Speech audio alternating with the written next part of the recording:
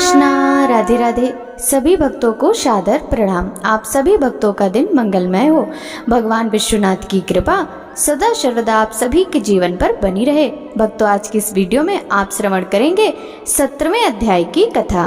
भक्तों, आज के इस अध्याय में शिव जी का द्विज अवतार, अश्वत्थामा का शिव अवतार, पांडवों को शिव पूजन के लिए व्यास जी का उपदेश, अर्जुन द्वारा शिव जी की तपस्या करना, शिव जी का किरात अवतार, किरात अर्जुन विवाद, किरातेश्वर महादेव की कथा, द्वादश ज्योतिर्लिंग की कथा, द्वादश ज्योतिर्लिंग एवं उपलिंगों की महिमा, पूर्व दिशा स्थित शिवलिंग, अनसुईया एवं अत्रि मुनि का तप, अत्रीश्वर की महिमा वर्णन, नंदकेश की महिमा वर्णन, ब्राह्मणी की सदगति एवं मुक्ति, नंदिकेश्वर लिंग की स्थापना, महाबली शिव महात्म, चंडालिनी की मुक्ति की कथा का रसपान करेंगे। तो चलिए भक्तों, वीडियो शुरू करते हैं।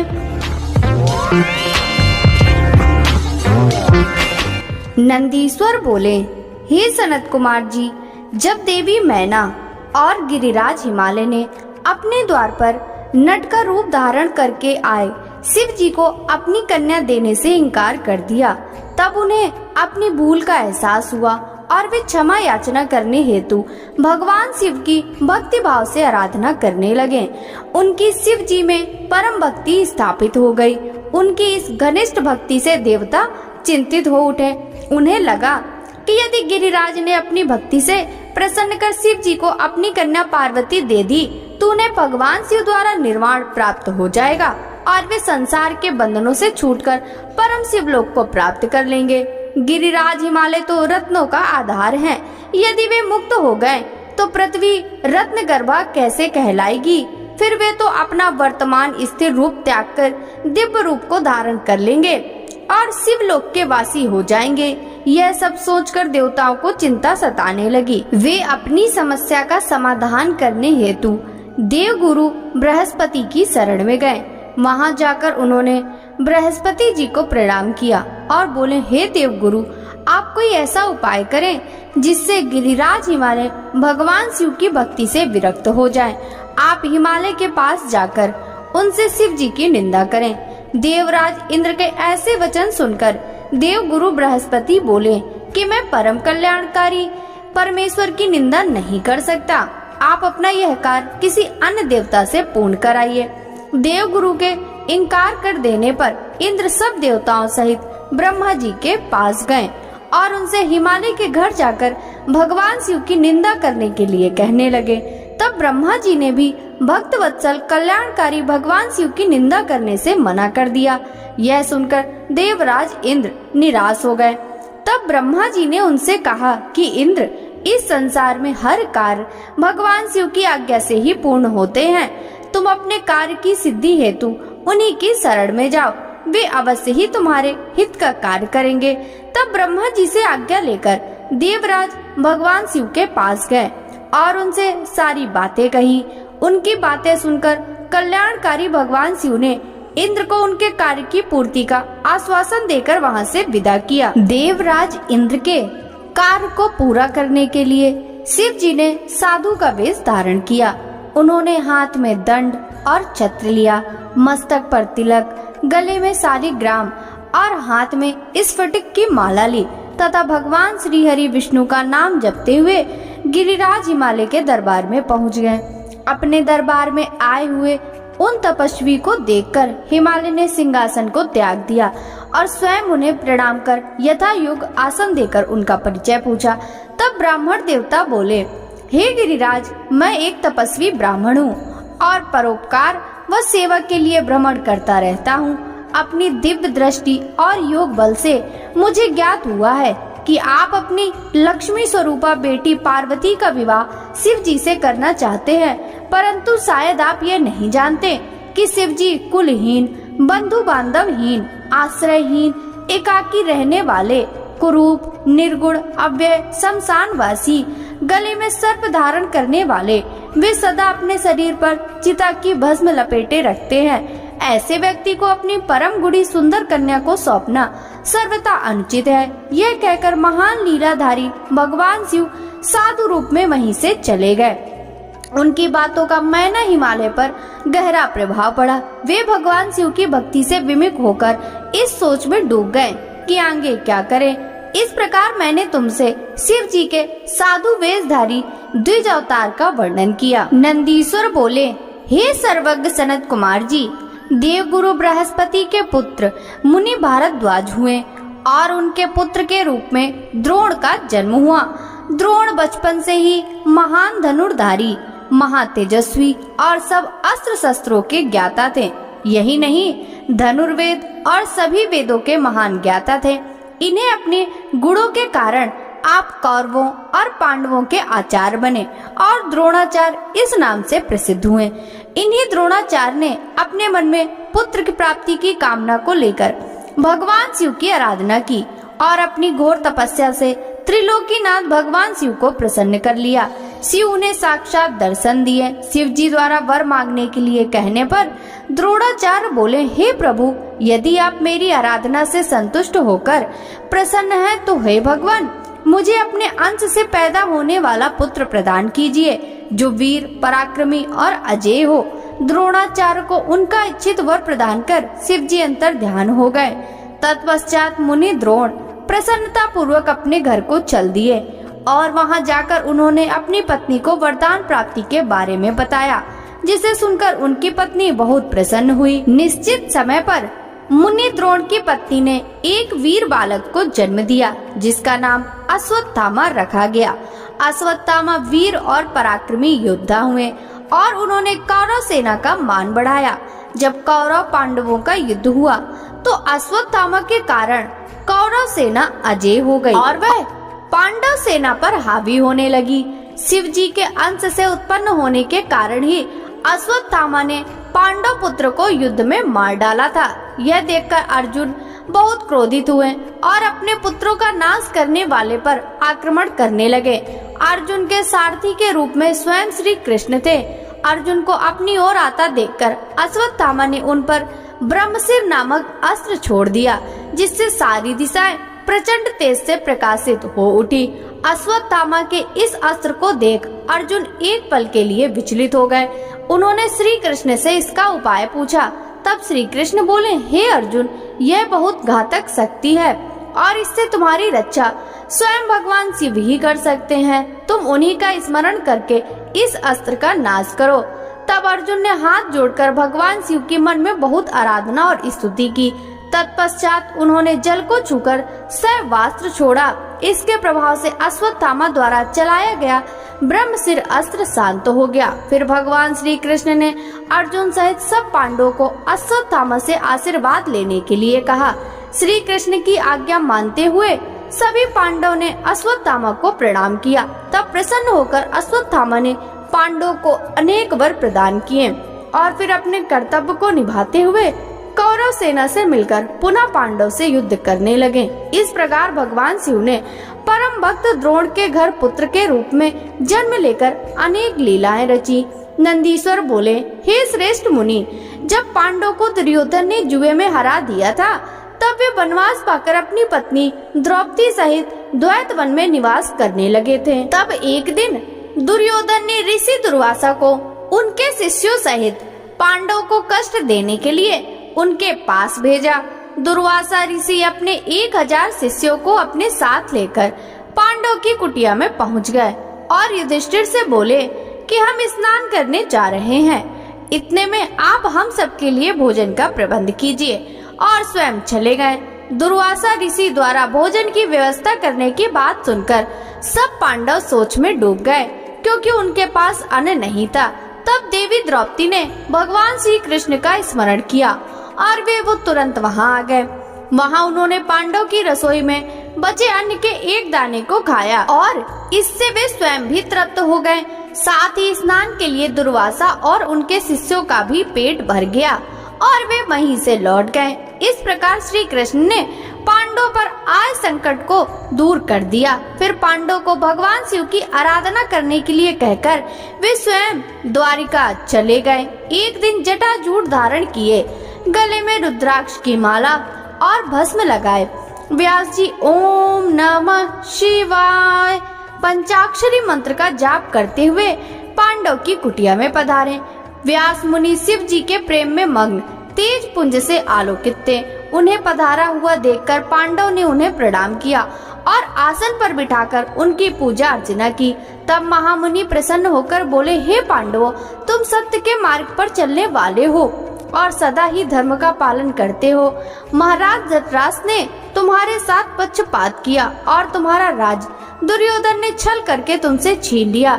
जैसा बीज बोया जाता है, अंकुर भी उसी का निकलता है। अधर्म और असत्य का मार्ग अपनाने वालों का कभी कल्याण नहीं होता।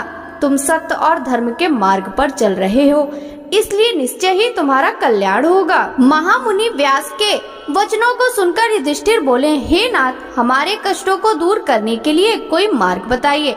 श्री कृष्ण जी ने हमें कल्याणकारी देवाधिदेव महादेव जी की आराधना करने के लिए कहा था। आप हमें शिव भक्ति का उपदेश दीजिए। युधिष्ठिर के वचन सुनकर महामुनि व्यास बोले, हे पांडव, निश्चय ही श्री कृष्ण ने सत्य कहा था। भगवान शिव अपने भक्तों के दुखों को दूर करने वाले तथा उनकी रक्षा करने वाले हैं। तत्पश्चात व्यास जी ने उन्हें शिव जी के पूजन का विधान बताया। फिर बोले, तुम सदा ही धर्म के मार्ग पर चलना, इससे तुम्हारे कार्यों की सिद्धि होगी। यह कहकर महामुनि व्यास वहां से चले गए। तत्पश्चात व्यास जी के दिखाए गए मार्ग पर चलते हुए पांडव शिव जी की आराधना करने लगे। अर्जुन इंद्रकील नामक पर्वत के पास गंगा नदी के तट पर जाकर भक्त वत्सल कल्याणकारी भगवान शिव की आराधना करने लगे। नंदीश्वर बोले, हे सनत कुमार जी, अर्जुन भक्ति भावना से गंगा जी के तट पर बैठकर भगवान शिव की आराधना कर रहे थे। शिव मंत्र के जाप से उनका अतुल तेज प्रकाशित हो रहा था। पांडव को अर्जुन का तेज देखकर विजय में कोई संदेह न रहा। तब अर्जुन तपस्या करने के लिए उनसे दूर गए। तब अर्जुन के वियोग से द्रौपदी व अन्य पांडव बहुत दुखी थे, परंतु उनके मन में अटूट विश्वास था कि शिव जी के भक्ति से उनका निश्चय ही कल्याण होगा। उनके दुख को जानकर एक बार व्यास जी फिर उन्हें समझाने के लिए उनके पास आए। उन्हें देखकर पांडव बहुत प्रसन्न हुए और उनका आतिथ्य सत्कार करने लगे। तब महामुनि व्यास ने उन्हें उपदेश दिया और अनेक कथाएं सुनाई, परंतु पांडवों का दुख दूर ना हुआ। एक दिन युधिष्ठिर ने महामुनि व्यास से प्रश्न किया, हे महाप्राज्ञ, जिस प्रकार दुख और कष्टों को हम भोग रहे हैं, क्या पहले भी किसी को ऐसी परिस्थिति का सामना करना पड़ा है? युधिष्ठिर के इस प्रश्न को सुनकर व्यास मुनि कहने लगे कि पांडव, निश्चय ही तुम्हारे साथ कौरवों ने छल किया है, परंतु अनेकों सिद्ध पुरुषों ने इससे भी अधिक दुखों को हंसते हंसते झेला है। निषद देश के स्वामी नल, सत्यवादी राजा हरिश्चंद्र, श्री रामचंद्र ने भी इन कष्टों को हंसकर झेला है। यह तो सप्त पुरुषों का स्वभाव होता है कि वे विपरीत परिस्थितियों को दुखों से विचलित नहीं होते तथा सदा सत्य के मार्ग पर ही आगे बढ़ते रहते हैं। मानव को दुख झेलने पड़ते हैं। बचपन, युवावस्था, वृद्धावस्था सभी में मनुष्य को दुख और कष्ट प्राप्त होता है। इसीलिए अपने मन को मत भटकाओ और सत्य के मार्ग का अनुसरण करो, क्योंकि शिवजी सत्य से प्रसन्न होते हैं। इसलिए सभी मनुष्यों को सत्य के पथ पर चलना चाहिए। दूसरी ओर अर्जुन ने इंद्रकील नामक पर्वत के निकट गंगा जी के तट पर महामुनि व्यास के उपदेश अनुसार शिवलिंग बनाकर उसकी विधि पूर्वक उपासना करनी आरंभ कर दी। अर्जुन प्रतिदिन स्नान करके भक्ति भावना से इंद्रियों को अपने वश में करके भगवान शिव का ध्यान करते। दिन प्रतिदिन उनकी भक्ति भावना और अधिक प्रबल होती जा रही थी। उनकी तपस्या के तेज से जीवों को भय होने लगा था।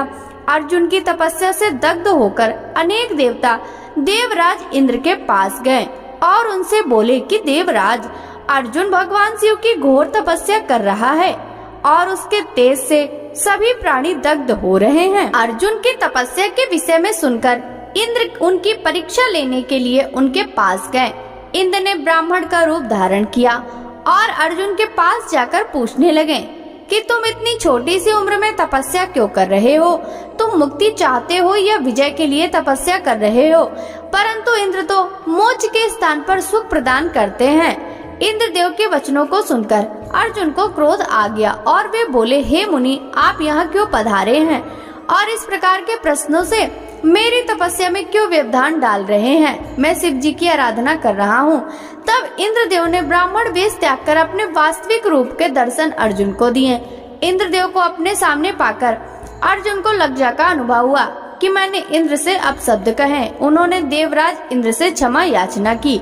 देवराज इंद्र प्रसन्न होकर बोले, अर्जुन तुम मांगो, क्या मांगना चाहते हो? मैं निश्चय ही तुम्हारा इच्छित वर तुम्हें प्रदान करूंगा। देवराज इंद्र के वचन सुनकर अर्जुन बोले, देवेंद्र यदि आप मुझ पर प्रसन्न हैं तो मुझे शत्रुओं पर विजय का वरदान प्रदान कीजिए। अर्जुन के वर को सुनकर देवेंद्र बोले, अर्जुन तुम्हारी विजय अवश्य होगी, क्योंकि भगवान शिव के भक्तों पर कभी कोई कष्ट नहीं आता। उनको संसार में किसी का भय नहीं होता। इसीलिए तुम इसी प्रकार शांत चित्त और भक्ति भाव से त्रिलोकीनाथ देवादिदेव महादेव की तपस्या करो। उनकी प्रसन्नता से श्रेष्ठ जीवन में और कुछ नहीं है। यह कहकर देवराज वहां से अंतर ध्यान हो गए। तब अर्जुन पुनः शिवलिंग को प्रणाम कर उनकी आराधना करने लगे। नंदीश्वर बोले, हे सनत कुमार जी, अर्जुन महामुनि व्यास जी द्वारा बताई गई विधि से शिव जी की उपासना कर रहे थे। काफी समय तपस्या करने के पश्चात उनके तप का तेज बढ़ना आरंभ हो गया और उनका तप और रौद्र रूप धारण करता जा रहा था। अर्जुन ने एक पैर पर खड़े होकर सूर्य की ओर देखते हुए पंचाक्षर मंत्र का जाप करना आरंभ कर दिया। उनके तप के प्रभाव से सभी प्राणी, जीव जंतु और देवता दग्ध होने लगे। अर्जुन की इस घोर तपस्या के विषय में दुर्योधन को ज्ञात हुआ। उसने मूग नाम के दैत्य को अर्जुन के पास सूकर का भेष धारण करके भेजा। वह दुष्ट राक्षस अनेक प्रकार की ध्वनि निकालता और वृक्षों को उखाड़ता हुआ अर्जुन के तप के स्थान के निकट पहुंचने लगा। तब अर्जुन का मन एकाएक व्याकुल हो उठा और उन्होंने पलटकर उस कपटी राक्षस को देखा और मन में विचार किया, जिसे देखकर मन व्याकुल हो वह अवश्य ही हमारा शत्रु होता है। यह विचार मन में आते ही अर्जुन को दुर्योधन का छल कपट याद आ गया। अर्जुन ने वहीं बैठे बैठे उस पर बाण चला दिया। उसी समय स्वयं भक्त वत्सल भगवान शिव भी अपने भक्त अर्जुन पर आए संकट को देखकर उनकी रक्षा व परीक्षा करने हेतु वहां तुरंत आ गए और उन्होंने भी बहरूपीय राक्षस पर अपना बाण चला दिया। उस समय देवादिदेव महादेव जी ने भील का वेश धारण कर रखा था। उनके शरीर पर श्वेत धारियां थीं और वे कच्छ बांधे हुए थे। उनके कमर पर तरकस और हाथ में धनुष बाण था। वे भी उसी सूकर का पीछा कर रहे थे। भील रूपी भगवान शिव और अर्जुन दोनों के बाणों ने एक साथ उस सूकर को अपना निशाना बनाया। शिव जी का बाण उस विशाल सूकर की पूंछ में और अर्जुन का बाण उसके मुख में लगा। उस भयंकर आघात को वह सह नहीं सका। पल भर में ही भयानक शब्द करता हुआ वह धरती पर गिर पड़ा और उसके प्राण पखेरु उड़ गए। उस समय सब देवता भगवान शिव की जय जयकार करने लगे। सूकर रूपी दैत्य के मारे जाने पर दोनों बहुत प्रसन्न हुए। अर्जुन सोचने लगे कि यह भयानक दैत्य अवश्य ही मुझे मारने आया था, परंतु भगवान शिव ने आज मेरी रक्षा की और मुझे बचा लिया। उन्होंने ही मुझे सद्बुद्धि देकर उसे मारने की प्रेरणा मेरे मन में जगाई। ऐसा विचार मन में आते ही अर्जुन ने भगवान शिव के चरणों में प्रणाम किया और पुनः भक्ति भाव से शिव स्तुति शुरू कर दी। नंदीश्वर बोले, हे सर्वज्ञ, जब वह भयानक सूकर शिव जी व अर्जुन दोनों के बाणों से मारा गया और पृथ्वी पर बेजान होकर गिर पड़ा, तो भील रूपी शिव जी ने अपने एक सेवक को भेजकर मृत सूकर से अपना बाण निकाल कर लाने के लिए कहा। उधर अर्जुन भी उस सूकर से अपना बाण लेने के लिए आए। तब अर्जुन और उस शिवगढ़ में बाण को लेकर विवाद शुरू हो गया। वह गढ़ बोला कि ये दोनों बाण मेरे स्वामी के हैं, इसलिए इन्हें मुझे दे दो। परंतु अर्जुन ने बाण देने से मना कर दिया। वह बोला कि तुम झूठे तपस्वी हो, यदि तुम सच्चे हो तो इन बाणों को मुझे दिखाओ, मैं अपने बाण की पहचान कर लूंगा, क्योंकि उन पर मेरा फल अंकित है। यह सुनकर अर्जुन उस गढ़ से बोले, तुमसे मैं युद्ध नहीं कर सकता। युद्ध सदैव समान युद्ध से किया जाता है। मेरे बल और पराक्रम को देखना चाहते हो तो जाओ और जाकर अपने स्वामी को भेजो। अर्जुन के वचन सुनकर वह गढ़ किरात रूप धारण किए हुए भगवान शिव के पास गया। अर्जुन ने जो कुछ कहा था उसने अपने स्वामी को वह सब यथावत बता दिया। सारी बातें सुनकर किरातेश्वर को बहुत प्रसन्नता हुई और वे अपनी सेना को साथ लेकर अर्जुन से युद्ध करने के लिए वहां आ गए। युद्ध भूमि में पहुंचकर किरात रूपी भगवान शिव ने अपने दूत को पुनः अर्जुन के पास भेजा। शिव जी वह दूत अर्जुन के पास गया और बोला, हे तपस्वी, जरा हमारी विशाल सेना को नजर उठाकर देखो। तुम क्यों एक बाढ़ के खातिर अपने प्राणों की आहुति देना चाहते हो? अच्छा हो कि खुशी से वह बाढ़ हमें दे दो और अपनी रक्षा करो। यह सुनकर अर्जुन को क्रोध आ गया। वे बोले कि तुम जाकर अपने स्वामी से कह दो, मैं अपने कुल को कलंक नहीं लगा सकता। भले ही मेरे भाई दुखी हो, पर युद्ध से डरकर पीछे नहीं हट सकता। क्या कभी शेर भी गीदड़ से डरा करते हैं? जाकर अपने स्वामी को बता दो कि क्षत्रिय युद्ध से डरते नहीं, बल्कि अपने शत्रुओं को युद्ध में पछाड़कर आगे बढ़ते हैं। अर्जुन के ऐसे वचन सुनकर वह दूत अपने स्वामी किरातेश्वर भगवान शिव के पास चला गया और उन्हें अर्जुन की सारी कही बातें बता दी। अपने गढ़ की बातों को सुनकर लीलाधारी भगवान शिव मन ही मन अर्जुन की भक्ति, निडरता और अपनी बातों की अडिगता देखकर प्रसन्न हुए। फिर उन्होंने अपनी सेना सहित आगे बढ़ना शुरू कर दिया। नंदीश्वर बोले, हे महामुनि, जब किरातेश्वर शिव जी उनके दूत ने बताया कि अर्जुन किसी भी स्थिति में समर्पण नहीं करना चाहते और वे आपसे युद्ध करना चाहते हैं, तब शीघ्र ही किरातेश्वर शिव अपनी सेना के साथ युद्ध भूमि में पधारे। अर्जुन ने अपने आराध्य भगवान शिव के चरणों का स्मरण किया और अपना धनुष बाण लेकर उस विशाल सेना से लड़ने लगे। अर्जुन व भील सेना में बड़ा भयंकर संग्राम हुआ। दोनों ओर से बाणों की वर्षा होने लगी। अर्जुन, जो कि महान धनुर्धारी कहे जाते हैं, वे अपने बाणों से सारी गढ़ सेना को पल भर में ही परेशान कर दिया। फिर क्या था, कुछ ही देर में सभी शिवगण अपने प्राणों की रक्षा करने हेतु युद्ध भूमि से इधर उधर हो गए, परंतु अर्जुन के बाण ना रुके। जब भीलराज किरात की सेना सारी भाग खड़ी हुई, तब अर्जुन ने किरात वेशधारी शिव जी से युद्ध करना आरंभ कर दिया। अर्जुन ने अपने तीव्र बाणों से महादेव जी पर हमला कर दिया, परंतु वे भक्तवत्सल शिव जी का कुछ न बिगाड़ सके। उनका एक भी बाण शिव जी तक नहीं पहुंचता था। यह सब देखकर देवादिदेव भगवान शिव हंस रहे थे। तब अर्जुन ने देखा कि वह किसी भी प्रकार से उस किरात को अपने वश में नहीं कर पा रहे हैं, तो उन्होंने भगवान शिव की स्तुति की। इसके प्रभाव से तुरंत ही त्रिलोकीनाथ भक्तवत्सल कल्याणकारी शिव जी ने अपने अद्भुत स्वरूप के साक्षात दर्शन अर्जुन को कराए। भगवान शिव का परम मनोहारी सुंदर स्वरूप देखकर अर्जुन धन्य हो गए और प्रसन्न होकर पल भर उन्हें ही देखते रह गए। तब यह जानकर कि वह किरात कोई और नहीं अपितु स्वयं शिव जी ही थे, उन्हें अपने युद्ध करने और उनका अपमान करने के कारण बहुत लज्जा महसूस हुई। वे अपने आराध्य के चरणों में गिर पड़े। शिव जी ने उन्हें उठाया और बोले कि अर्जुन, दुखी मत हो। तब अर्जुन हाथ जोड़कर भक्तवत्सल भगवान शिव की स्तुति करने लगे और बोले, हे महादेव जी, आपने इस प्रकार मुझसे रूप बदलकर युद्ध क्यों किया? मैंने आपका भक्त होते हुए भी आपका अपमान किया। स्वामी, मुझे माफ कर दीजिए और मेरा कल्याण कीजिए। अर्जुन के वचनों से महेश्वर प्रसन्न हो गए और बोले, अर्जुन, दुखी मत हो। मेरे द्वारा प्रेरित होने पर ही तुमने युद्ध किया था, इसलिए यह तुम्हारा अपराध नहीं, धर्म था। मैं तुम पर प्रसन्न हूँ। कहो पुत्र, किस कारण से तुम इतनी घोर तपस्या और साधना कर रहे थे? मैं तुम्हारी इच्छा पूर्ण करने का वचन देता हूँ। शिव जी के ऐसे वचन सुनकर अर्जुन ने शिव जी की स्तुति आरंभ कर दी। अर्जुन बोले, हे देवादिदेव कैलाशपति सदाशिव, मैं आपको नमस्कार करता हूँ। हाथों में डमरू और त्रिशूल धारण करने वाले, गले में मुंडमाला, शरीर पर बागंबर ओढ़े, गले में सापो, मस्तक पर चंद्रमा और जटाओं में पतित पावनी श्री गंगा को धारण करने वाले कल्याणकारी शिव शंकर, मैं नमस्कार करता हूँ। भगवान, मैं आपका एक छोटा सा भक्त हूँ। आप इस संसार के ईश्वर हैं। भला मैं कैसे आपके गुणों का वर्णन कर सकता हूँ? जिस प्रकार बारिश की बूंदों और आकाश के तारों को नहीं गिना जा सकता, उसी प्रकार आपकी गुणों की गणना कर पाना भी असंभव है। प्रभु, मैं आपका दास हूँ, आपकी शरण में आया हूँ। मुझ पर अपनी कृपा दृष्टि बनाए रखिए। आप तो अंतर्यामी हैं, अपने भक्तों के विषय में सब कुछ जानते हैं। प्रभु, हम पर आए इस घोर संकट को दूर कीजिए। यह कहकर अर्जुन मस्तक झुकाकर चुपचाप खड़े हो गए।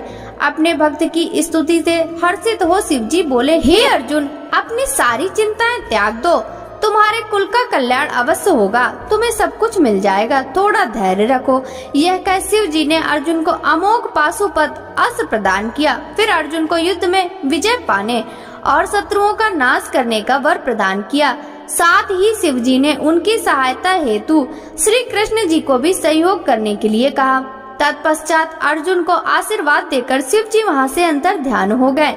शिव जी के जाने के उपरांत अर्जुन भी प्रसन्नता पूर्वक अपने आश्रम को लौट गए और जाकर अपने भाइयों को अपनी तपस्या सिद्ध और वर प्राप्ति के बारे में बताया, जिसे जानकर वे बहुत प्रसन्न हुए।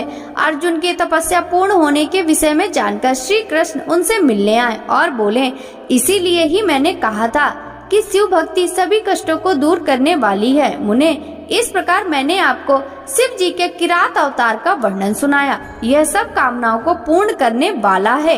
नंदीश्वर बोले, हे सनत कुमार जी, अब मैं आपको सर्वव्यापी भगवान शिव के 12 ज्योतिर्लिंग रूपी अवतारों के बारे में बताता हूँ। सौराष्ट्र में सोमनाथ, श्रीशैल में मल्लिकार्जुन, उज्जैनी में महाकालेश्वर, ओंकार में अपरेश्वर, हिमालय पर केदार, डाकिनी में भीम शंकर, काशी में विश्वनाथ, गोमती तट पर अम्बिकेश्वर, चिता भूमि में वैद्यनाथ, दारुक वन में नागेश, सेतुबंध में रामेश्वर तथा शिवालय में गुस्मेश्वर नामक 12 अवतार हैं। जो मनुष्य शुद्ध हृदय और भक्ति भावना से इन ज्योतिर्लिंगों का पूजन और दर्शन करता है, उसे परम आनंद की प्राप्ति होती है। वह जो शिव जी के प्रथम ज्योतिर्लिंग सोमनाथ का सच्चे हृदय से पूजन करता है, उसके सभी रोगों से जैसे क्षय, कुष्ठ आदि का नाश होता है, उसके सारे पाप धुल जाते हैं और उसे भक्ति व मुक्ति प्राप्त होती है। श्रीशैल में स्थित दूसरे ज्योतिर्लिंग मल्लिकार्जुन के दर्शनों से मनवांछित फल की प्राप्ति होती है तथा सभी दुखों का नाश होता है एवं सुख मिलता है। पुत्र प्राप्ति की इच्छा पूर्ति के लिए इस लिंग की स्तुति की जाती है। उज्जैनी में स्थित तीसरा ज्योतिर्लिंग महाकालेश्वर नाम से जग विख्यात है। अपने एक ब्राह्मण भक्त वेद के आवाहन पर प्रकट होकर शिव जी ने दूसर नामक असुर का वध किया था। तत्पश्चात वहीं स्थित हो गए, इसलिए इस ज्योतिर्लिंग को महाकालेश्वर कहा गया। इसके दर्शनों से मनुष्य की सारी कामनाएं पूरी होती हैं। चौथा ओंकार नामक ज्योतिर्लिंग है। विंध्यगिरि ने भक्ति भाव से विधि पूर्वक पार्थिव लिंग स्थापित किया। विंध्य की भक्ति से प्रसन्न होकर शिव जी उसी लिंग से प्रकट हुए और 2 रूपों में विभक्त हो गए। तभी से ओंकारेश्वर नामक लिंग और ओंकार और परमेश्वर नामों से प्रसिद्ध हुआ। इसका दर्शन करने से भक्तों की अभिलाषा पूरी होती है। भगवान शिव के 5वें अवतार के रूप में केदार स्थित केदारेश्वर ज्योतिर्लिंग है। वहाँ श्री हरि के नर नारायण अवतार की प्रार्थना पर वे वहाँ विराजे। उनका यह अवतार समस्त अभिष्टों को प्रदान करने वाला है। शिव जी के 6ठे अवतार का नाम भीम नायक नाम के असुर को मारने के कारण भीम शंकर है। भीम को मारकर शिव जी ने काम रूप देश के राजा सुदक्षिण की रक्षा की थी और उन्हीं की प्रार्थना पर वे डाकनी में स्थित हो गए। शिव जी का यह अवतार ब्रह्मांड को भोग और मोक्ष देने वाला है। शिव जी का 7वां विश्वेश्वर नामक अवतार काशी में हुआ था। इस अवतार की आराधना ब्रह्मा विष्णु भैरव सहित सभी देवता करते हैं। इसको पूजने अथवा इसका नाम जपने वाले मनुष्य कर्म बंधन से छूटकर मोक्ष के भागी होते हैं। चंद्रशेखर भगवान शिव का 8वां अवतार त्र्यंबकम नाम से सुविख्यात है और गोमती नदी के किनारे गौतम ऋषि की प्रार्थना और कामना से हुआ। इस ज्योतिर्लिंग के दर्शन और स्पर्श से सब कामनाएं पूर्ण होती हैं और मृत्यु पश्चात मुक्ति मिलती है। पवित्र पावनी गंगा गौतम ऋषि के स्नेहवश गौतमी के नाम से प्रवाहित हुई। 9वां वैद्यनाथ अवतार शिव जी ने धारण किया। अनेक लीलाएं करने वाले त्रिलोकीनाथ भगवान शिव रावण के लिए आविर्भूत हुए और चिता भूमि में ज्योतिर्लिंग रूप में स्थित होकर वैद्यनाथेश्वर नाम से प्रसिद्ध हुए। उनके दर्शनों से भोग और मोक्ष की प्राप्ति होती है। भगवान शिव का 10वां नागेश्वर अवतार अयोध्या में हुआ। इस अवतार में शिव जी ने दारुक नामक असुर को मारकर अपने एक वैश्य भक्त सुप्री की रक्षा की थी। शिव जी ने इस लिंग का दर्शन और पूजन करने से महापातकों का समूह नष्ट हो जाता है। देवादिदेव महादेव जी का 11वां अवतार सेतु बंध में रामेश्वर अवतार कहलाता है। सीता जी को वापस लाने के लिए लंका जाते समय समुद्र तट पर श्री रामचंद्र ने इस लिंग को स्थापित कर भगवान शिव की आराधना अर्चना की थी। उनकी प्रार्थना पर शिव जी इस ज्योतिर्लिंग में स्थित हुए। रामेश्वर लिंग को गंगा जल से स्नान कराने वाले मनुष्य को जीवन के बंधनों से मुक्ति मिल जाती है, उसे परम दिव्य ज्ञान की प्राप्ति होती है। यह ज्योतिर्लिंग भोग तथा मुक्ति प्रदान करने वाला है। इसका पूजन देव दुर्लभ कैवल्य मोक्ष प्रदान करता है। इसी प्रकार शिव जी का घुसमेश्वर नामक 12वां अवतार हुआ, जिसमें उन्होंने अपने प्रिय भक्त घुसमा को आनंद दिया। दक्षिण दिशा में देवलोक के निकट शिव जी सरोवर में प्रकट हुए। घुसमा ने अपने पुत्र को पुनर्जीवित करने हेतु शिव जी की तपस्या की। तब भक्ति से प्रसन्न होकर महादेव जी ने उसके पुत्र को जीवित किया एवं उसकी प्रार्थना पर ज्योतिर्लिंग के रूप में स्थित होकर घुसमेश्वर नाम से विख्यात हुए। इस शिवलिंग का भक्ति पूर्वक पूजन करने से मनुष्य इस लोक में सुखों को भोगकर अंत में मोक्ष प्राप्त करता है। हे महामुने, इस प्रकार मैंने त्रिलोक देवादिदेव शिव जी के 12 दिव्य ज्योतिर्लिंगों का वर्णन आपसे किया। शिव जी की यह दिव्य 12 अवतारों वाली ज्योतिर्लिंग कथा को जो मनुष्य शांत चित्त और श्रद्धा भाव से पढ़ता या सुनता है, उसे सब पापों से छूटकर भोग व मोक्ष की प्राप्ति होती है। यह 100 अवतारों की सतरुद्र नामक संहिता सब कामनाओं को पूरा करने वाली इस कथा को मन लगाकर पढ़ने या सुनने से सभी लालसाएं और कामनाएं पूरी हो जाती हैं और सांसारिक बंधनों से मुक्ति मिल जाती है। निर्विकार होते हुए भी जो अपनी माया से विराट विश्व का आकार धारण करते हैं, स्वर्ग और मोक्ष जिनकी कृपा से वैभव माने जाते हैं, जिन्हें मुनिजन सदा अपने हृदय में अद्वितीय आत्मज्ञानानंद रूप में देखते हैं, उन दिव्य तेज से संपन्न भगवान शिव शंकर, जिनका आधा शरीर शैलराज पुत्री देवी पार्वती से सुशोभित है, उन्हें सदैव मेरा नमस्कार है। जिसकी कृपा पूर्ण चितवन सुंदर है, जिनका मुख सदैव मंद मुस्कान की छटा से मनोहर है, चंद्रमा की कलाएं जिनके स्वरूप को निर्मल उज्जवल करती हैं, जो त्रितापों आदि भौतिक आदि दैविक तथा आध्यात्मिक को शांत करते हैं, जिनका स्वरूप सच्चिन्मय एवं परमानंद रूप से प्रकाशित होता है, जो सदा गिरिराज नंदिनी पार्वती के साथ विराजते हैं, वे शिव नामक तेज पुंज सबका मंगल करे। मुनियों ने सूत जी से कहा, हे सूत जी, आपने लोकहित की कामना से भगवान शिव की परम पवित्र अनेक कथाएं सुनाई हैं। शिव जी के महात्म की कथा रूपी अमृत का पान करते करते भला कौन पुरुष तृप्त हो सकता है। मुने, आप इस जगत के मंगल के लिए पृथ्वी के तीर्थ स्थानों में श्रेष्ठ व प्रसिद्ध शिवलिंगों की कथा का वर्णन कीजिए। मुनियों के प्रश्नों को सुनकर महाज्ञानी सूत जी बोले, हे ऋषियों, आपने संसार के हित की कामना से बड़ा सुंदर प्रश्न किया है। आपकी भगवान शिव में अगाध भक्ति और उनकी कथा में महान रुचि है। आपकी इच्छा के अनुसार मैं आपको शिव जी की उत्तम कथा सुनाता हूँ। भगवान शिव के लिंगों की गणना तो असंभव है, उनके असंख्य लिंग पूरे ब्रह्मांड में फैले हुए हैं। अब मैं आपको मुख्य लिंगों की कथा सुनाता हूँ। सौराष्ट्र में सोमनाथ जी, श्रीशैल में मल्लिका अर्जुन, उज्जैन में महाकालेश्वर, ओंकार जी में परमेश्वर, हिमालय पर्वत पर केदार, डाकनी देश में भीम शंकर, काशी में विश्वनाथ जी, गोमती के तट पर त्र्यंबकेश्वर, सेतुबंध में रामेश्वर एवं शिवालय में घुसमेश्वर नामक 12 ज्योतिर्लिंग विद्यमान हैं। जो मनुष्य प्रातः उठकर इन 12 ज्योतिर्लिंगों का स्मरण कर पूजन व उपासना करता है, उसके सभी पाप नष्ट हो जाते हैं और सभी कामनाएं एवं मनोरथ सिद्ध हो जाते हैं। इन ज्योतिर्लिंगों पर चढ़ा हुआ नैवेद्य का प्रसाद ग्रहण करने से मनुष्य के सभी पाप नष्ट हो जाते हैं तथा समस्त भोगों को भोगकर वह मोक्ष को प्राप्त करता है। निम्न जाति का कोई व्यक्ति यदि किसी लिंग का दर्शन कर ले तो वह उच्च कुल में जन्म लेता है। इन 12 ज्योतिर्लिंगों की महिमा का वर्णन स्वयं ब्रह्मा जी, श्री हरि विष्णु तथा अन्य देवता भी नहीं कर सकते। धरती और समुद्र के मिलने वाले स्थान पर सोमेश्वर जी का अन्नकेश नामक लिंग है। मल्लिकार्जुन से प्रकट रुद्रेश्वर नामक उपलिंग जग प्रसिद्ध है और भृगु में स्थित है। नर्मदा नदी के तट पर स्थित महाकाल शिवलिंग का दुग्धेश नामक उपलिंग है जो सुख देने वाला है। इसी प्रकार ओंकेश्वर का उपलिंग कदर्मेश्वर नाम से बिंदु सरोवर के तट पर है। केदारेश्वर का उपलिंग भूतेश्वर नाम से यमुना नदी के तट पर है।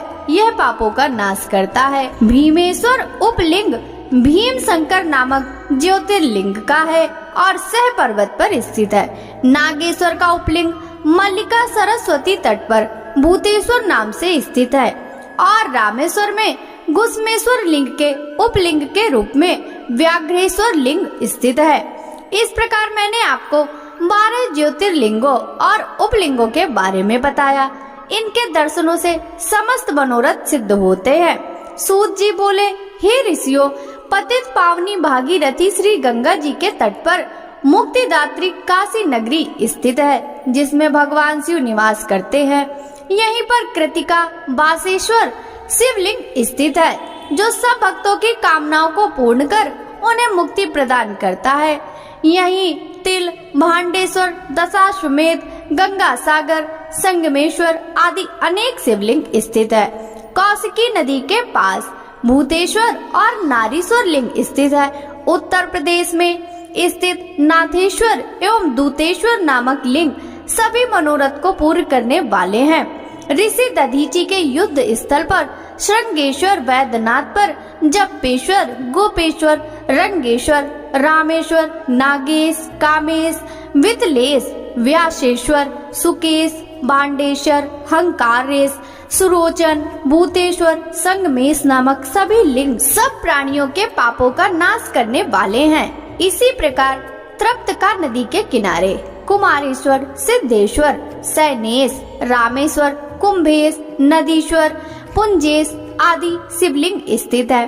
दशाश्वेत नामक तीर्थ जो प्रयाग में है धर्म, अर्थ, काम, मोक्ष देने वाला है और यहाँ परम ब्रह्मेश्वर शिवलिंग स्थित है। यह लिंग स्वयं ब्रह्मा जी द्वारा स्थापित है। सोमेश्वर, ब्रह्म तेज वर्धक, भारद्वाजेश्वर, शूल टंकेश्वर एवं माधेश्वर लिंग यहीं स्थित है।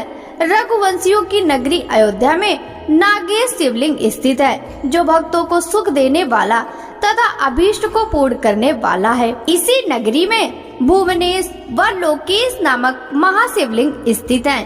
कामेश्वर, शुद्धिकर्ता गणेश, शुक्रेश्वर एवं शुक्र सिद्धि नामक शिवलिंग लोक कल्याण हेतु स्थापित किए गए हैं। सिंधु नदी के किनारे बटेश्वर, कृपालेश एवं वक्रेश आदि लिंग स्थित है। धूत पापेश्वर, भीमेश्वर, शूरेश्वर आदि लिंगों को साक्षात परमेश्वर मानकर आराधना की जाती है। समुद्र के किनारे रामेश्वर, विमलेश्वर, कंटकेश्वर, नागेश्वर एवं धनुर्केश आदि लिंग महाप्रसिद्ध हैं। चंदेश्वर लिंग की कांति चंद्रमा के समान उज्जवल है। इसके अतिरिक्त विद्वेश्वर, विश्वेश्वर, कदर्ममेश, कीटेश, नागेश्वर, अनंतेश्वर, योगेश्वर, वैद्यनाथेश्वर, कोटीश्वर, सत्येश्वर, भद्र नामक चंगीश्वर व संगमेश्वर नामक ये शिवलिंग पूर्व दिशा में स्थित है। सूत जी बोले, हे ऋषियों, ब्रह्मा जी की नगरी में चित्रकूट नामक पर्वत है। वहाँ ब्रह्मा जी द्वारा मतगयंत शिवलिंग स्थित है जो सभी प्रकार की संपत्ति देने वाला है। इसी प्रकार पूरे संसार में अनेक परम पावन शिवलिंग स्थापित है जो मनोरथ को पूर्ण करने वाले तथा भोग मोक्ष प्रदान करने वाले हैं। पापों का नाश करने वाली गोदावरी नदी के पश्चिम में पशुपति नामक शिवलिंग स्थित है। वहाँ से दक्षिण की ओर जगत का हित करने वाला एवं अत्रि ऋषि की पत्नी देवी अनसुईया को आनंद देने वाला अत्रीश्वर लिंग स्थित है। सूत जी की वाणी से अत्रीश्वर लिंग व देवी अनसुईया के बारे में सुनकर ऋषियों ने पूछा, हे सूत जी, इस अतिश्वर शिवलिंग की उत्पत्ति कैसे हुई और इससे देवी अनसुईया का क्या संबंध है, इस विषय में हमें बताइए। तब ऋषियों द्वारा उठाए गए प्रश्न का उत्तर देते हुए सूत जी बोले, ऋषियों, दक्षिण में चित्रकूट पर्वत के निकट कामद नाम का वन है। ब्रह्मा जी के पुत्र महर्षि अत्रि अपनी पत्नी अनसुईया के साथ इसी स्थान पर निवास करते थे। एक समय की बात है, उस वन में 100 वर्ष तक वर्षा नहीं हुई। अकाल पड़ गया। मनुष्य पानी और भोजन के लिए तरसने लगे। चारों ओर दुख ही दुख था। लोग अन्न जल के अभाव में मर रहे थे। यह स्थिति देखकर महर्षि अत्रि व देवी अनसुईया व्याकुल हो गए। तब अनसुईया ने अपने पति से कहा, स्वामी, मैं इन प्राणियों को इस दुख की स्थिति में नहीं देख सकती। कुछ प्रयत्न कीजिए ताकि इनके दुख दूर हो जाए और प्रसन्नता छा जाए। अपनी पत्नी देवी अनसुईया का निवेदन सुनकर महर्षि अत्रि पद्मासन में बैठ गए और भगवान शिव के चरणों का ध्यान करने लगे। इस प्रकार जब वे समाधि में बैठ गए तब उनके सभी शिष्य उनको अकेला छोड़कर वहां से चले गए। परंतु देवी अनसुईया अपने पति की सेवा में लगी रहीं। उन्होंने भगवान शिव की मूर्ति स्थापित की और उनकी फिर विधि पूर्वक पूजा अर्चना की। इसी प्रकार वे शिव जी की आराधना में लीन हो गयीं। जब देवताओं को इसका ज्ञान हुआ तो वे अत्रि और अनसुईया के आश्रम में पधारे। उनके साथ गंगा नदी भी थी। वे देवी अनसुईया की प्रशंसा करते हुए बोली कि हमने देवी अनसुईया जैसी भक्ति आज तक नहीं देखी, जो पति धर्म और भक्ति धर्म का एक साथ दृढ़ता से पालन कर रही हैं। निश्चय ही आप दोनों धन्य हैं। यह कहकर अन्य देवता अपने स्थान को चले गए, परंतु भगवान शिव व गंगा जी ने वहीं निवास किया। गंगा जी बोली कि देवी अनसुईया का हित किए बिना मैं यहाँ से कभी नहीं जाऊंगी। भगवान शिव अंश रूप में महर्षि अत्रि के आश्रम में रहे और कैलाश पर्वत पर चले गए। महर्षि अपनी तपस्या में पूर्व की भांति लगे रहे। इस प्रकार अकाल पड़ते पड़ते 54 वर्ष बीत गए। देवी अनसुईया भी अपने वचन को निभाती रही कि पृथ्वी पर वर्षा से पूर्व मैं अन्न जल ग्रहण नहीं करूंगी। अनसुईया श्रद्धा भाव से शिव जी के चरणों में अपना ध्यान लगाए रही। सूत जी बोले, हे ऋषियों, तपस्या करते हुए महर्षि अत्रि को बहुत समय बीत गया था। एक दिन मुनि ने समाधि से जागकर अनसुईया से कहा, देवी, मुझे बड़ी जोर की प्यास लगी है। आप कहीं से जल लाकर मेरी प्यास शांत करो।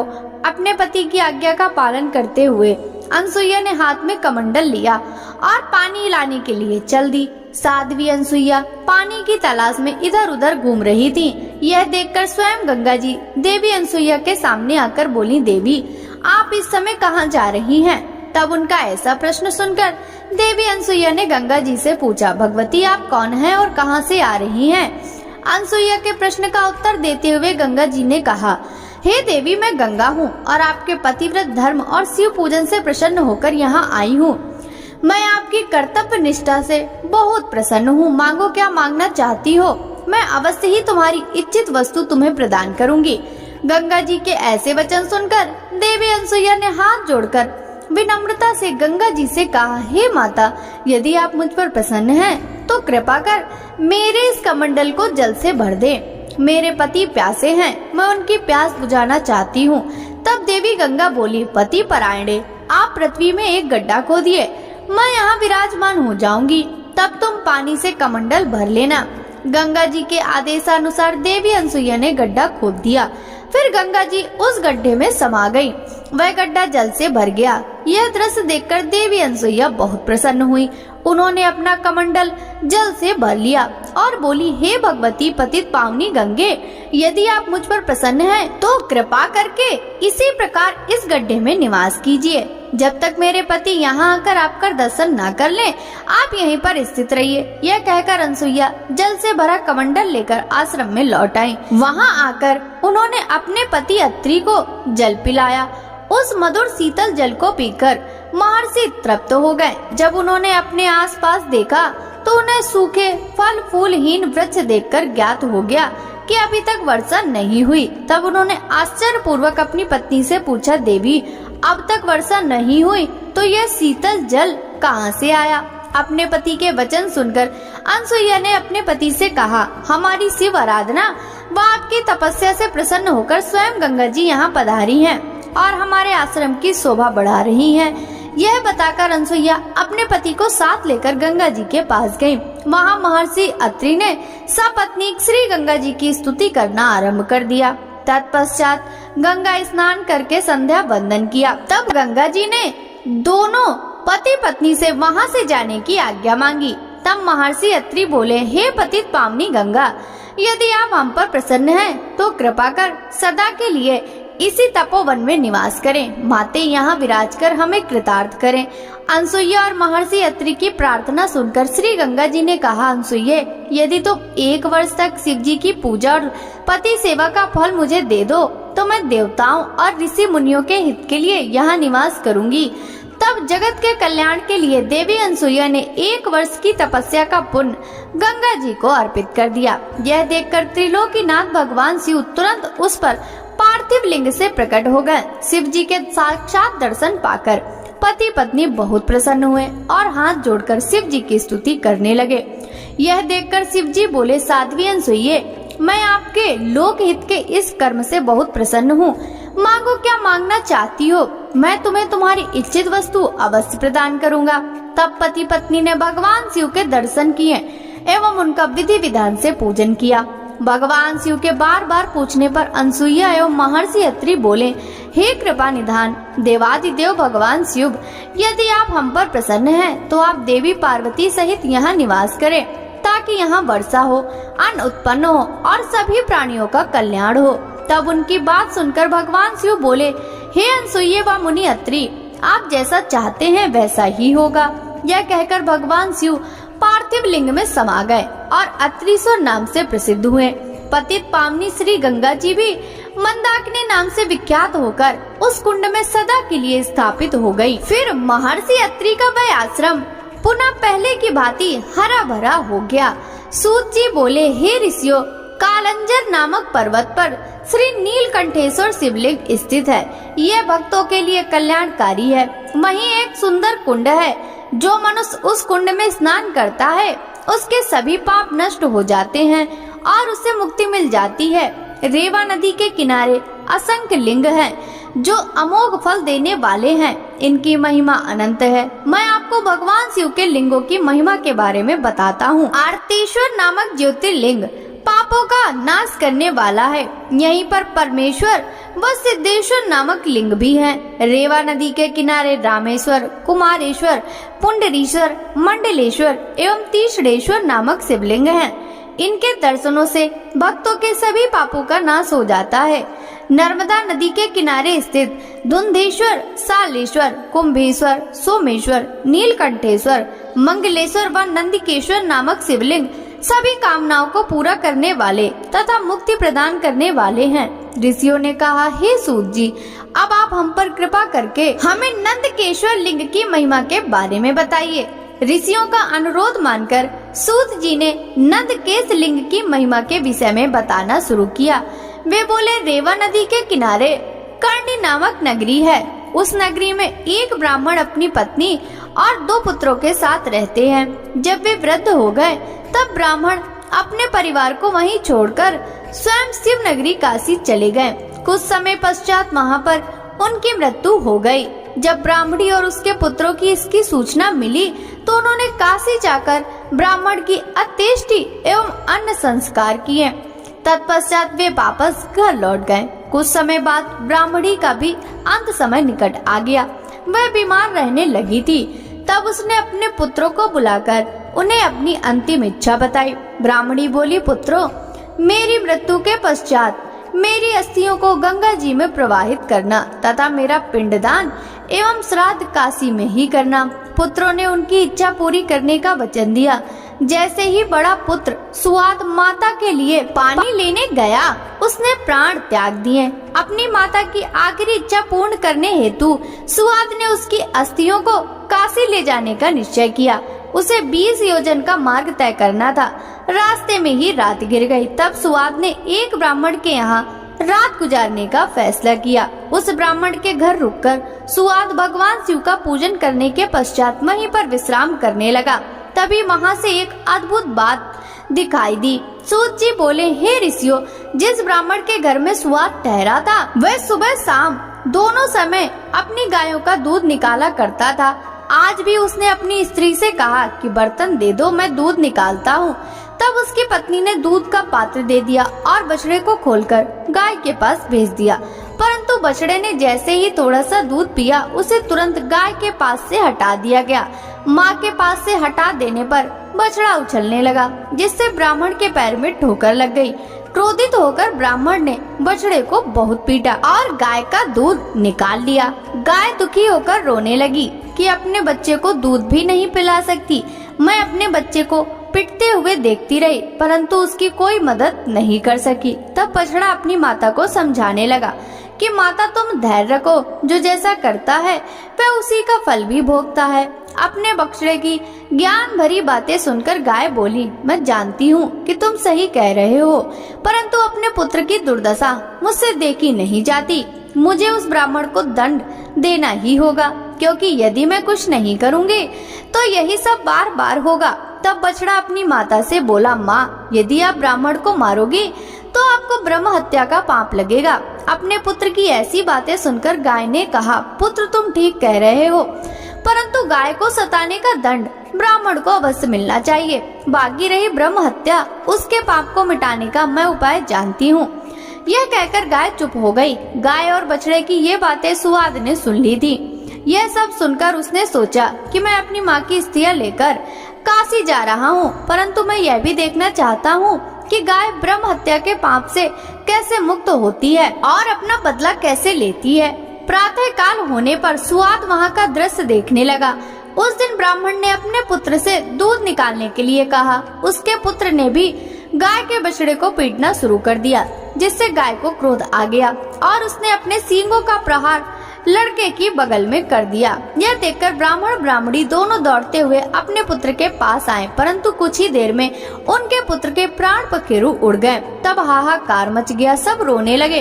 ब्राह्मण ने पीट पीट कर गाय और बछड़े को घर से निकाल दिया। ब्रह्म हत्या की दोषी उस गाय का रंग सफेद से काला पड़ गया। जैसे ही गाय और बछड़ा घर से निकले, वह पथिक सुआद भी उनके पीछे पीछे चल पड़ा। वह देखना चाहता था कि गाय क्या करती है और कहाँ जाती है।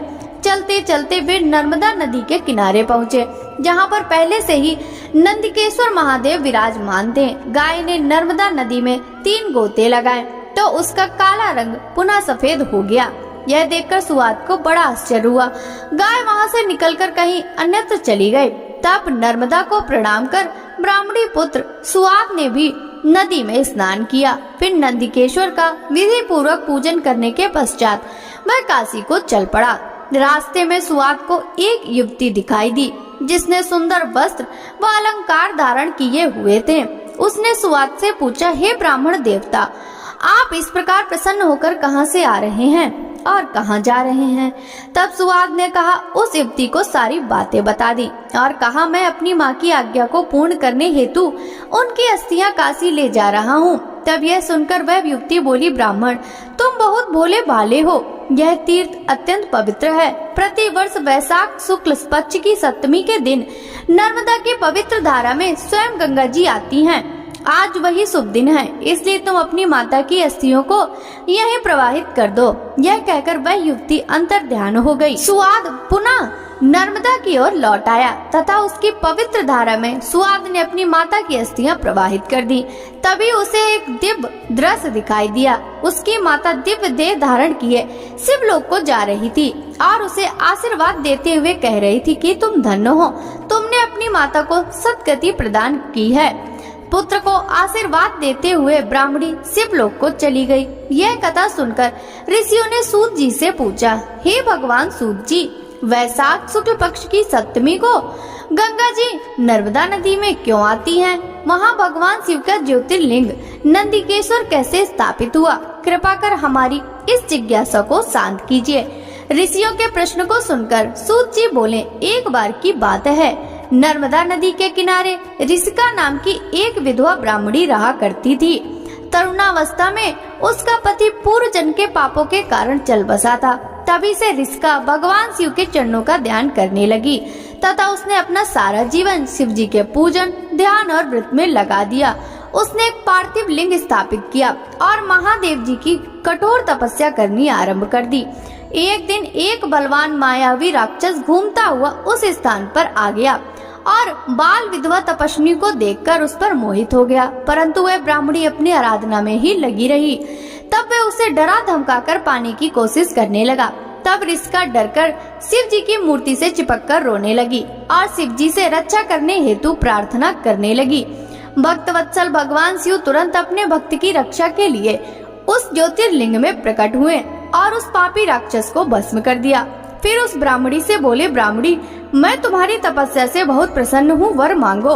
अपने आराध्य त्रिलोकीनाथ भगवान शिव को इस प्रकार अपने सामने पाकर वह दीन ब्राह्मणी शिव जी की स्तुति करने लगी और बोली, हे जगत का कल्याण करने वाले, भक्तों के दुख का नाश करने वाले देवादिदेव भगवान शिव, आपने आज मेरे पतिव्रत धर्म की रक्षा करके मुझ पर बहुत बड़ा उपकार किया है। यदि आप मुझे कुछ देना चाहते हैं तो मेरी एक अभिलाषा को पूरा कीजिए। आप सदा मेरे द्वारा स्थापित इस पार्थिव मूर्ति में निवास करें।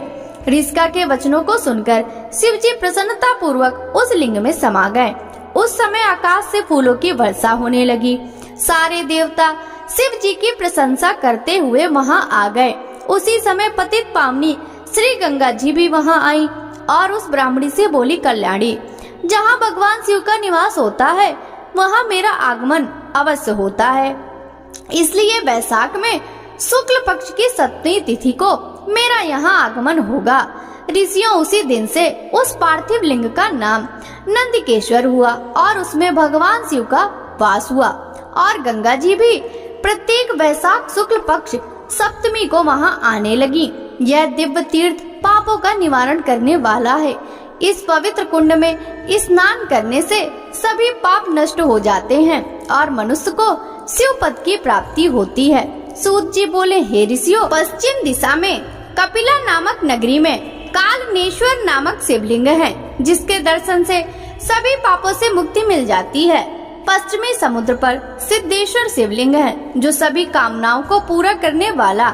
इसी स्थान पर बहुत से तीर्थ स्थल हैं। समुद्र के किनारे गोकर्ण नामक सरोवर है। इसमें स्नान करने से ब्रह्म हत्या के पाप से भी मुक्ति मिल जाती है। जो महाबली गोकर्ण 7 रसातल एवं गुफाओं का भ्रमण करते हैं और सदैव शिव जी का पूजन करते हैं, वे शिव रूप को प्राप्त होते हैं। इसी गोकर्ण तीर्थ में जाकर सभी नक्षत्र शिव स्वरूप हो जाते हैं। ब्रह्मा, विष्णु, इंद्र, विश्वदेव, मरुदगढ़, वसु, सूर्य, अश्विनी, कुमार, चंद्रमा एवं नक्षत्र इसके पूर्व की ओर भ्रमण करते हैं। चित्रगुप्त, अग्नि और पितृ इसके दक्षिण दिशा में दर्शन और भ्रमण करते हैं। वरुण देव गंगा, सिंधु और नर्मदा आदि नदियों के साथ पश्चिम की ओर इसका दर्शन व भ्रमण करते हैं। चंडिका, भद्रकाली, भवानी एवं भूत, प्रेत, पिशाच इसका दर्शन उत्तर की दिशा की ओर से करते हैं। सब देवता, पितृ, गंधर्व, चारण, सिद्ध, विद्याधर, किम पुरुष, गुह, खग, वैताल, बलि, दिति के दैत्य पुत्र, मुनिगण एवं सर्प अपनी इच्छाओं की पूर्ति एवं कामनाओं की सिद्धि के लिए देवादिदेव महादेव जी के दर्शन करते हैं। यहाँ स्थापित भगवान सदाशिव की मूर्ति साक्षात मोक्ष प्रदान करने वाली है। माघ माह के कृष्ण पक्ष की चतुर्दशी पर महाबल सदाशिव का पूजन आराधना किया जाता है। इस परम पवित्र प्रतिमा के पूजन से एक चंडालिनी भी अपने पापों से मुक्त हो गई थी और उसे अंत में परम पवित्र शिवलोक की प्राप्ति हुई। सूत जी बोले, हे ऋषियों, अब मैं आपको उस चंडालिनी की कथा सुनाता हूँ। वह चंडालिनी पूर्व जन्म में एक ब्राह्मण कन्या थी। विवाह योग्य होने पर उसके पिता ने उसका विवाह एक ब्राह्मण युवक से करा दिया। विवाह होने के पश्चात वह भोग विलास में डूब गई। विलास के कारण उसका पति बीमार होकर मृत्यु को प्राप्त हो गया, परंतु उसकी भोग की लालसा पूर्ववत ही रही। अब तो वह स्वतंत्र थी। अपनी इच्छाओं को पूरा करने हेतु वह वेश्या बन गई। तब उसके परिवार वालों ने उसे घर से निकाल दिया और उसे जंगल में छोड़ आए। वह जंगल में भटकते हुए एक दिन वह एक शूद्र के घर जा पहुंची। इसी प्रकार एक युवती को सामने पाकर शूद्र उसे पाने की इच्छा करने लगा। तब वह उसके साथ रहने लगी। उस शूद्र के साथ रहते हुए उसने मांस, मदिरा तथा अभक्ष्य वस्तुएं भी खानी शुरू कर दी। एक दिन वह शूद्र किसी कार्य से बाहर गया था। तब उसे बड़ी जोर से भूख लगी। अपनी भूख शांत करने के लिए उसने अपनी तलवार से आंगन में बंधे बछड़े को काट डाला और उसका मांस खा लिया। इसी प्रकार उसने अपने जीवन में सब प्रकार के पाप किए तथा मृत्यु काल आने पर मृत्यु को प्राप्त हुई। यमराज उसे नरक ले गए और वहां उसने नरक की यातनाएं भोगी। अगले जन्म में उसका जन्म एक शूद्र चंडाल के घर हुआ। वह अंधी जन्मी थी और अपने पूर्व जन्म के पापों के कारण कोढ़ी हो गई थी। उसके आसपास कोई नहीं भटकता था। एक बार उसने कुछ लोगों को सदाशिव के गुणगान करते हुए सुना। वे कह रहे थे कि माघ कृष्ण पक्ष की चतुर्दशी को भगवान शिव के दर्शन करने से जन्म जन्मांतरों के पाप धुल जाते हैं और मोक्ष की प्राप्ति होती है। तब कल्याणकारी भगवान शिव के दर्शनों की अभिलाषा मन में लिए हुए वह चांडालिनी गोकर्ण क्षेत्र की ओर चल दी। माघ कृष्ण पक्ष की चतुर्दशी से एक दिन पूर्व वह चांडालिनी गोकर्ण जा पहुंची और भूख प्यास से व्याकुल होकर भीख मांगने लगी।